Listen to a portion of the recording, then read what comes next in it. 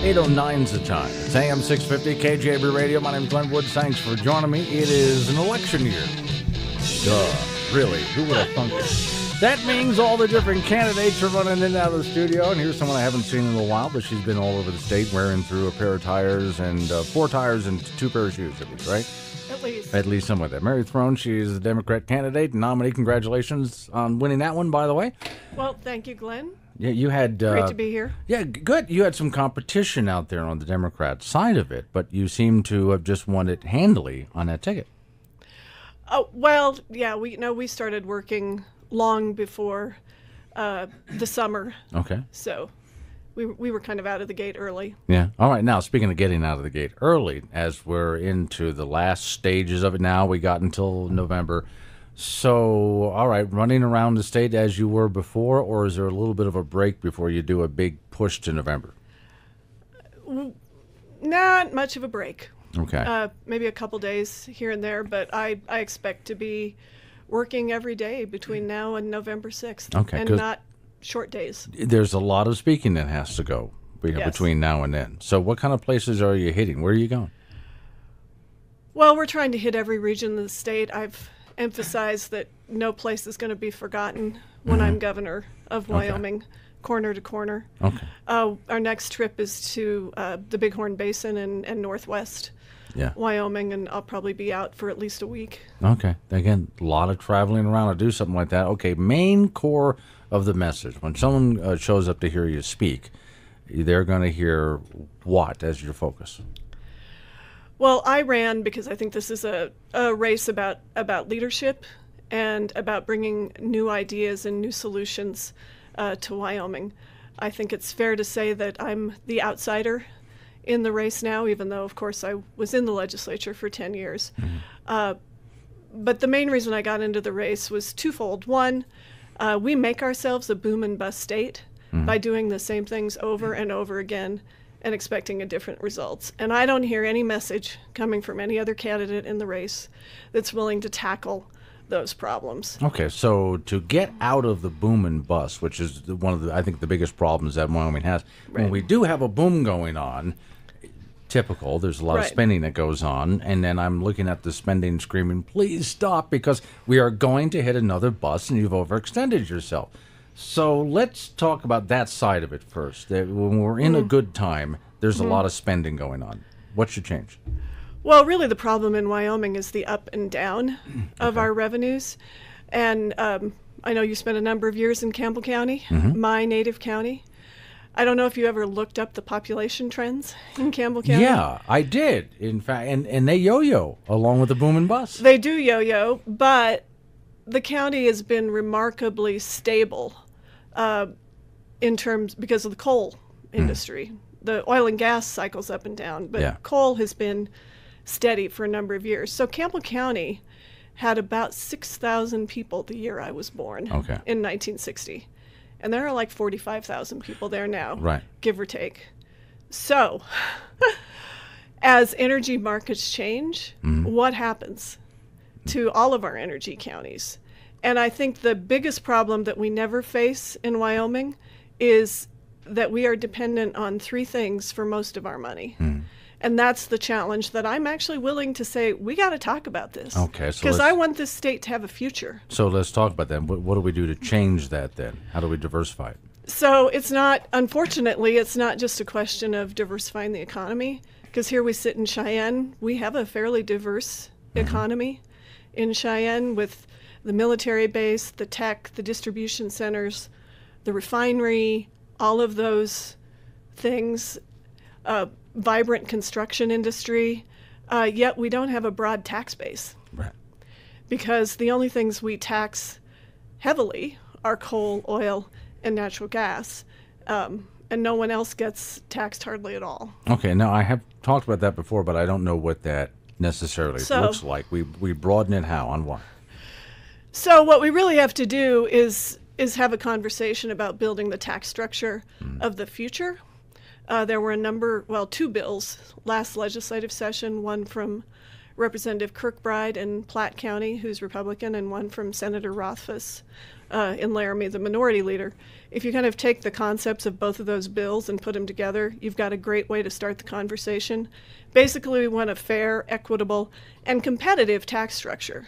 We don't want to create such a tax climate that no one wants to come here, Right. but it's fairly obvious that our low tax climate in most parts of the state has not really attracted business. So that's not the key to success. Also, I think as the energy markets change or evolve, we really can't rely on those things going forward. Right. So let's start the conversation before we're flat broke. Because in the 90s, we got to the point where we were flat broke. And our roads were falling apart. We didn't fund education. People left the state, and we made a bad situation worse. Okay, so then here comes the scary question for any politician. It's like one of those third rails for those people who know New York rail systems there, the subway. All right, and I agree. We can't just have one item tax, and that would be the energy industry. We have to find a way to diversify it. But then the scary question is, tax what? Well, in Wyoming, we've never really had much of a discussion about taxes because we relied on the mineral industry. So one thing that I think is, as we like to say in the political world, low-hanging fruit is a leisure tax of some sort. The tourism industry proposed something from last Florida. year We have that. Yeah. that didn't pass, and I think they're working on a new proposal. And maybe they're even talking about it with the Revenue Committee this week. We need to look at that option. That would free up a little money. What I'm concerned about right now is I know our revenue picture has improved since I started running because there's been an uptick in oil activity. We see it in Laramie County, certainly Converse, Campbell County, and it looks like maybe the Jonah Field. There's some new prospects over there in the natural gas world, but I don't want us to get complacent again. Right. Because like you said, we got a little bit of money and it's like, problem solved. But the problem hasn't been solved. Our communities are suffering. I met a former city councilman from Wright, and he said, it's pretty bad when you're excited that you can chip seal your streets. So our communities are struggling to provide those basic services that I think we would all agree are what we expect of government, our roads. Okay. Are more cuts, if in a thrown administration, would there be more cuts as well to help balance that budget?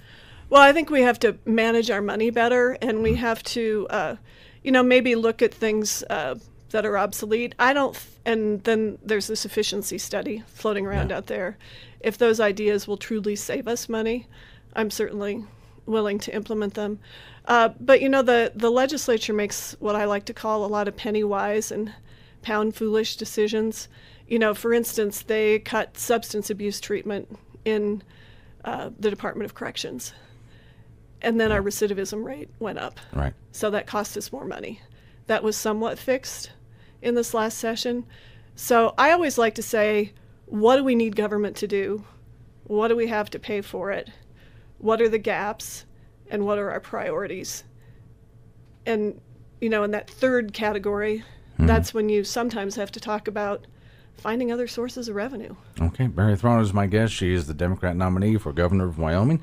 If you have any questions for her, 632-6500 is the phone number. That's 632-6500. 8:20 is the time. It's AM 650 KGAB Radio. My name is Glenn Woods. Thanks for joining me back in the studio again with Mary Throne. She's the Democrat nominee for governor's state of Wyoming, and she is taking your calls right now. 632-6500. This is Glenn. Who's on the phone with us? Hey, Glenn, this is Mike in Wheeling. Good morning. How are you? Good morning. Very good, sir. What you got? I'm just curious. I had a question for Mary.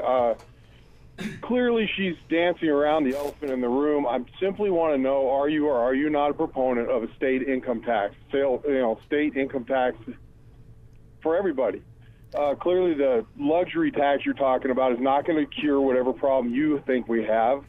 And this whole thing about, we need to have a conversation about it. I just want to know, are you or are you not a proponent of a state income tax? Simple yes or no. No. Okay. That's okay. what I need there to you know. go. Thank you. We heard that? Okay. 632-6500 is the phone number, 888-503-6500. We're talking during the break about, you got to tell me what you call it again, because I forget. I just look at it as our trust fund or whatever, but our savings. But well, the rainy day fund, Yeah. the real name for it is the Legislative Stabilization Reserve Account. why does government do that? And the I don't know. acronym was LISRA. LISRA. Okay. Well, one thing I hope to do as the race continues through Yeah. to November is simplify all of this. Okay. If the rainy day fund is kind of like our cash reserve account for emergencies, and the name describes its purpose, stabilization, so that our revenues don't go up and down, but because that's hard for even government to deal with. It's supposed to be a stabilization account. Yeah, let's go back to the phones. This is Glenn. Who's on with us? Good morning, it's Lisa. Yes, ma'am. Mary, I'm curious. Do you think our education system is overloaded with administration? And I know it's up to the superintendent of public instruction, but how can we reduce that? And I'll hang up and listen. So it's actually the legislature's role. They do more of the development of the funding model, and then the state superintendent helps implement it. But I think the governor has a role to play in leadership. So what I think the public needs to understand is we studied the number of administrators when I shouldn't say we, I wasn't there. The legislature, when it did this latest study of our education funding, discovered that we are not top-loaded with administrators. I think that's actually a myth. There may be places where we're top-loaded with administrators, and if we could work with the local school districts to the small ones across the state, maybe encouraging them to talk about consolidation, we could save a little bit of money. But I think what the public needs to understand is that the scale of our gap in education funding is not solved by trimming administrators. That's a myth. We're at the point where we're talking about losing good teachers because we're losing our competitive edge in salary and perhaps larger class sizes. Okay, back to the phones we go. If you have a question for Mary Thorne, she's a Democrat nominee, governor of the state of Wyoming. 632-6500 is the number. This is Glenn, who's on the phone with us. Hey, it's Jude up in Casper. Yes, ma'am. How do you feel about open borders and the border wall, Mary?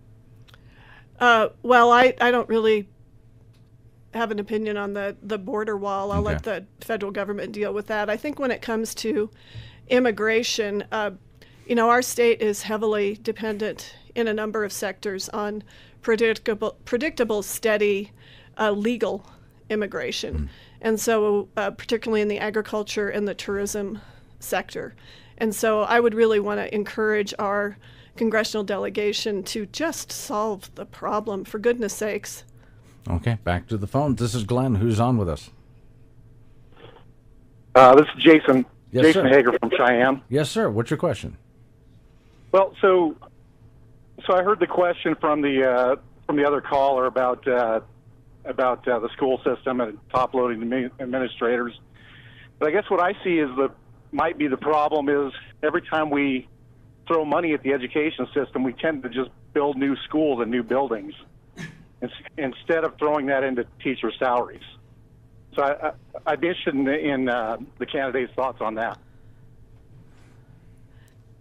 So in Wyoming, we have a constitutional obligation to fund both the operations and to have adequate school facilities. And in Cheyenne, right now, we have a lot of overcrowded schools. I think there's no question that in the past, maybe some school construction decisions were made that were not cost effective, but I can't go back and fix those. All I know is that in Cheyenne, for example, we have 11 of the top 20 schools, I believe is the number, on the needs list, and we have kids in modulars, and that is not acceptable. So just because a particular pot of money went away, we still have to meet our constitutional obligation on the construction side. I would add that these new schools become community amenities. I happened to go through Kemmer this year when the Tour to Wyoming bike trip was cycling through town, and I kept trying to find Wyoming voters, but I kept running into tourists, all of whom said they just couldn't believe our schools because they were sleeping in schools. So I think you're right fundamentally that operations and what happens in the classroom is more important. But right now in parts of Laramie County, we have an overcrowding problem, and it's the state's obligation under the Constitution to deal with it. 632-6500 is the phone number. Mary Throne is my guest. She's a Democrat nominee for governor of Wyoming. This is Glenn, who's on the phone with me. This is Joe in Laramie. Yes, sir. The study that she refers to, does she know the name of the study that looked at the school budgeting? I can't remember it right now. I wonder if we're talking about the same one. It's called a recalibration, and they did it. Yes. Thank you. I couldn't remember the name. Well, I went to a Republican meeting a couple of months ago, actually probably over a year ago. After that meeting was done, one of the representatives said that the administration part was not even considered. When they go through recalibration, they look at everything. So well, common sense would tell you that would be the case, but I was shocked, and I questioned him about it. I said, how can anybody get away with looking at the only part of the situation? And he shrugged his shoulders, and he said that was not considered. So I'm only repeating, but I think you might want to look into that, because you might be repeating a falsehood, not intentionally, because I never would have expected that part, especially if the myth exists.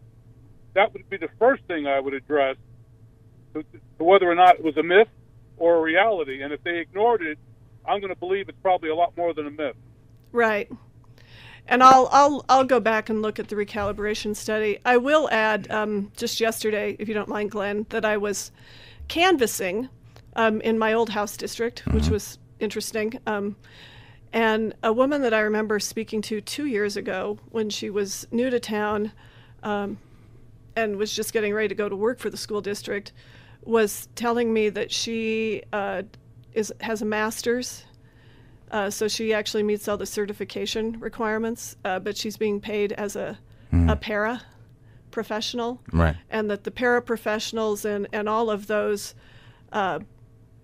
people who provide direct services to the students, whether they're teachers or paras, they're putting a lot of their own money in to buy supplies. And we do need to make sure that the money is getting to the people who are doing the services for kids. Okay, you got a long way to go between now and November. Where are you off to next? I am going, where am I going? Tomorrow I'm going to Casper, not so far away. Casper, Jackson, Worland, Thermopolis, Powell, Cody. Round and round you go. Okay, good luck out there. Thanks for coming in. Thanks, Glenn. Appreciate it. And for those who missed the interview, we will have it up on our website at kgab.com. It's on Facebook right now, so if you want to go to Facebook and watch the entire interview. But Doug will write up a story, and we'll have it posted there with the video that goes with it. It's AM 650, KGAB Radio, kgab.com, 63 degrees, partly cloudy skies. We got news next. Look at your weather forecast, and you and I get back into it. 8:30, Fox News happens right now.